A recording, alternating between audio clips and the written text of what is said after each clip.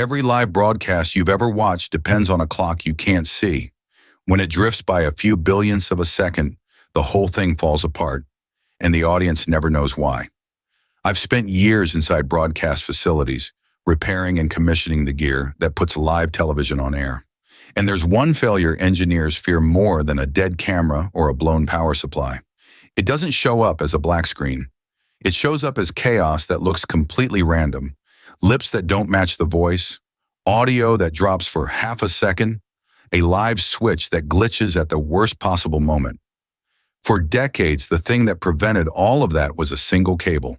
One signal generated by one box sent to every camera, every switcher, every recorder in the building.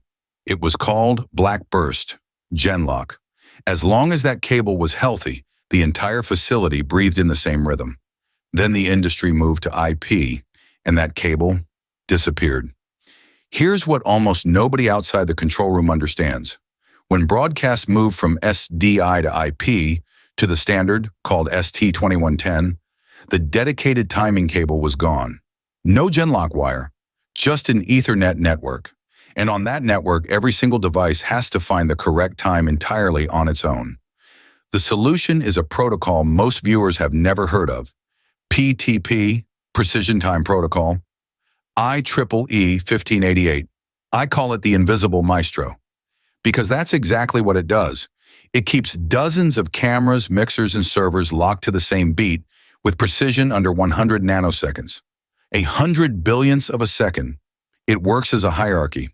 At the top sits a device called the Grandmaster clock, usually a server locked to GPS satellites, pulling time straight from atomic clocks in orbit.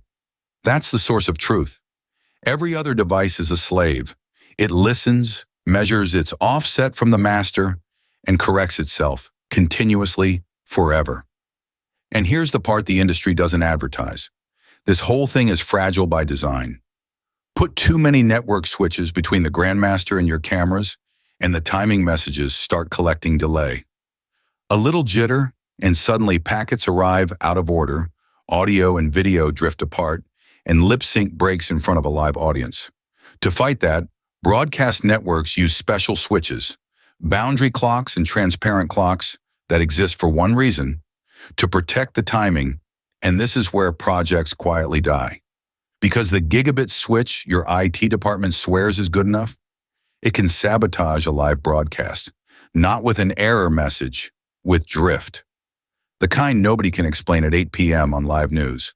I've watched engineers chase random glitches for days, swapping cameras, replacing cables, blaming software, when the real culprit was a single switch in the path that didn't support hardware timestamping.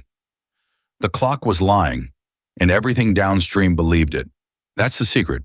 Modern broadcast doesn't run on cameras or cables or even on the internet the way you think. It runs on an invisible GPS-locked clock that has to be perfect, or the most watched moments on television come apart silently while you're watching.